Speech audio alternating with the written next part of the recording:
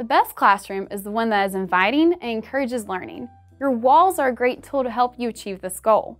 You'll want to have the essentials, like your classroom rules and school schedule, posted clearly in the front of the room, while information that needs updating, such as your daily agenda and learning objectives, should be on your whiteboard.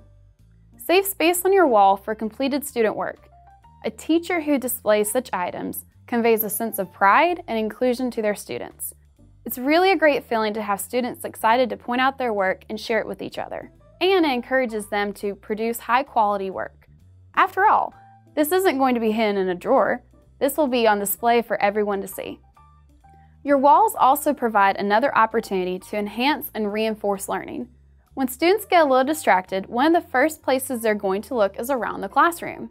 And once they see well-designed anchor charts relating to their lessons, they will continue to engage with the material.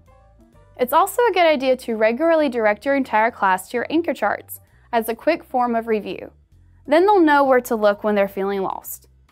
Now we're going to demonstrate one effective way to use wall space that will work for any teacher.